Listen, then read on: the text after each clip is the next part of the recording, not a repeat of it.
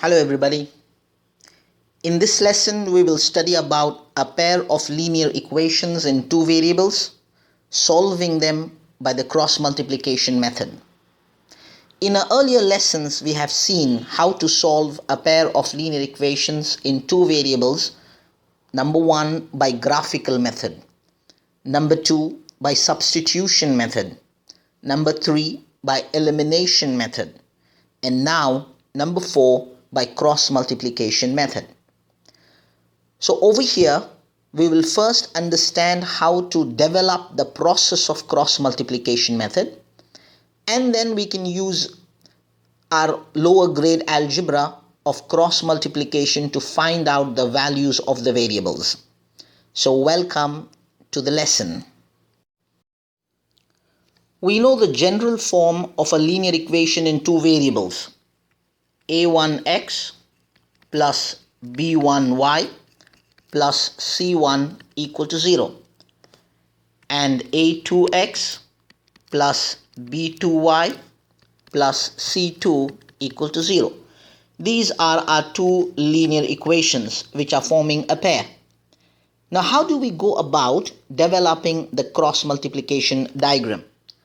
So first list down the variables and the 1, x, y, and 1. Write it down like this. Then in the first line below it, start writing the coefficients beginning with b1. So we will write down here b1, c1, a1, and again b1. Then in the second line, we will start with b2, b2, c2, a2, and again b2. Now what we will do is write down x over b1 c2 minus b2 c1 equal to y over c1 a2 minus c2 a1 equal to 1 over a1 b2 minus a2 b1. So in this way we will develop three ratios. Then what the method is, if you want to find the value of x, choose the ratio of x, equal it to this, and cross multiply and find out the value of x. And when we want to find the value of y, take the ratio of y and equate it to this constant ratio, cross multiply and find the value of y. Let us take an example and see how this process works. You will be able to find the values of x and y provided a1 b2 minus a2 b1 is not equal to 0. This is an important condition in order to find out the values of x and y. If a1 b2 minus b2 c1 is equal to 0, then you cannot find the values of x and y. Let us solve this pair of linear equations by the method of cross multiplication. 5x plus 3y equal to 35.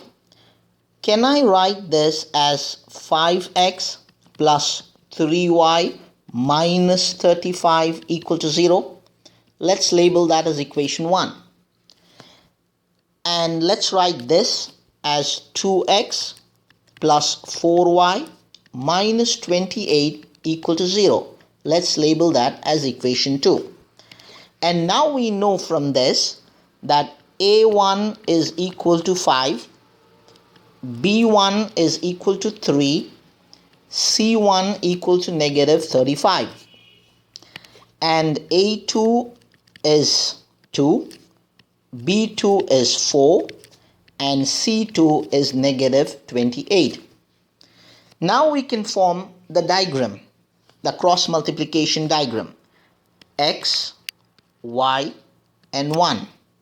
And then we write down the first line of the coefficients starting from B1. So 3, C1, negative 35, A1, which is 5, and then again B1. And then the second line of the coefficients, A2, we start with B2, that's 4, C2, that's negative 28, then A2, which is 2, and once again we write down B2. Now we can prepare our ratios. So in order to find x, we will write down x over 3 times negative 28 minus 4 times negative 35. 4 times negative 35 equal to, we will take down the constant coefficients now. 1 over 5 times 4 minus 2 times 3. Now we can solve this. X over 3 times negative 28, negative 84, minus 4 times negative 35 plus 140 equal to 1 over 5 times 4, 20, minus 3 times 2, 6. Then we get x over 140 minus 84 is 56 equal to 1 over 20 minus 6 is 14. So x will be equal to 56 over 14. If we simplify, that's going to be equal to 4. So now we know the value of x, which is 4. We can take the value of x, plug it into our equation 1 or equation 2 and find the value of y. Or we can use the ratio of y and the constant ratios to find the value of y. So let's use the constant ratio cross multiplication method over here. Now we will find y by the cross multiplication method. So we will take y over negative 35 times 2.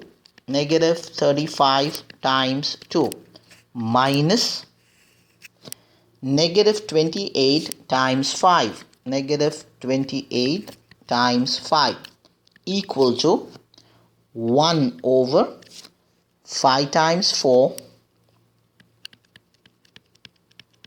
minus 2 times 3. And we can simplify y over, this is going to be negative 35 times 2, negative 70, and minus negative 28 times 5 plus 140. This is going to be equal to 1 over 20, 5 times 4, 20, minus 3 times 2, 6. And then we can move from here, y over 140 minus 70 is 70 equal to 1 over 14. Therefore, y is going to be equal to 70 over 14. And when you simplify that, that is going to be equal to 5. So now we know the value of y. So the solution of the two equations is So the solution of the pair of linear equations is x is equal to 4 and y is equal to 5. So this is how we find the values of x and y by the cross multiplication method. But remember that a1 b2 minus a2 b1 should not be equal to 0. Only then we can proceed to find the values of x and y. Let's try this problem.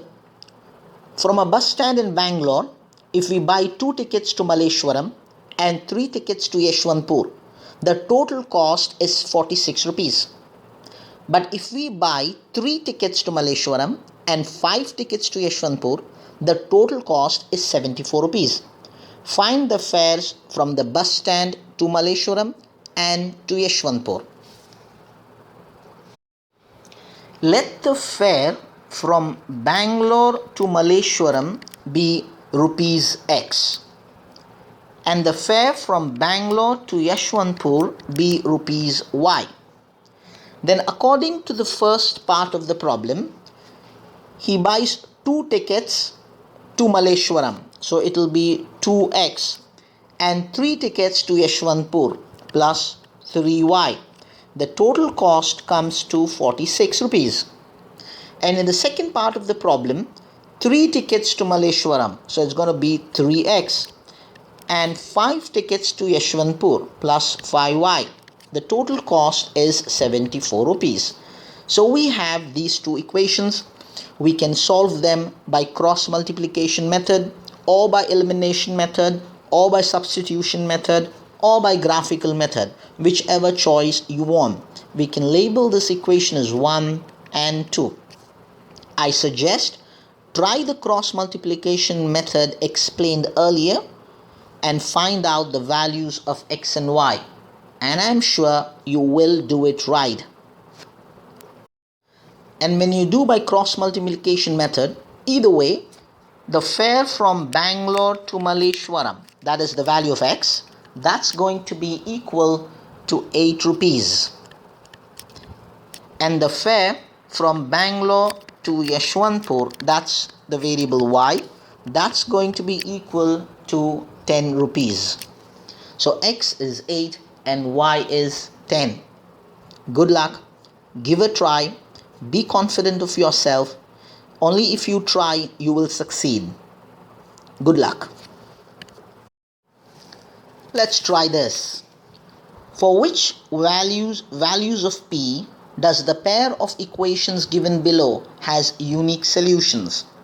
4x plus py plus 8 equal to 0. 2x plus 2y plus 2 equal to 0.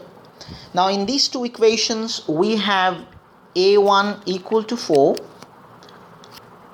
b1 equal to p, and c1 equal to 8.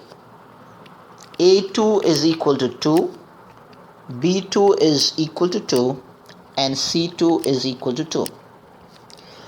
When do we say that a pair of linear equations has a unique solution?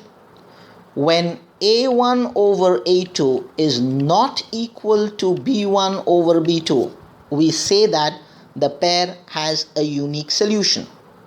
So in this case, the pair will have a unique solution when a1 over a2, that is 4 over 2, should not be equal to b1 over b2, which is p over 2. And when we cross multiply, we find the value of p. That means p is not equal to 4. So we will have a unique solution for all values of p except when p is equal to 4. So if the value of p is equal to 4, this linear pair will not have a unique solution.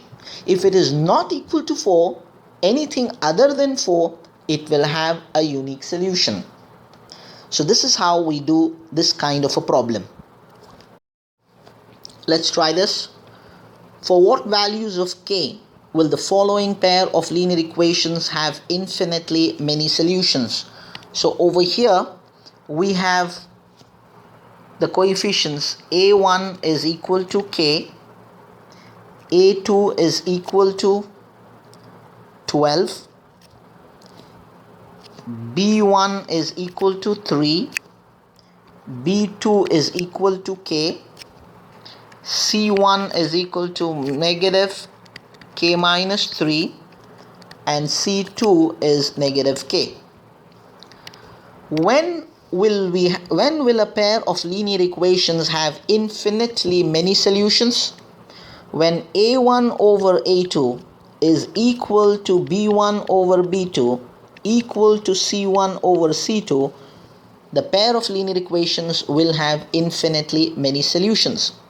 So we will apply this. A1 over A2. A1 is K, A2 is 12, equal to B1 over B2, 3 over K, equal to C1, negative K minus 3, over C2, negative K. So we can cancel out the negatives, K minus 3 over K. Now we can take any two ratios together and solve for K and find what is the value of K that will satisfy our condition of having infinitely many solutions. We will take the first two ratios. So K over 12 is equal to 3 over K. Cross multiply. K squared is equal to 36. So K is going to be square root of 36, which is plus or minus 6. Now when we come to the second part of the ratio, let's take the other two ratios over here.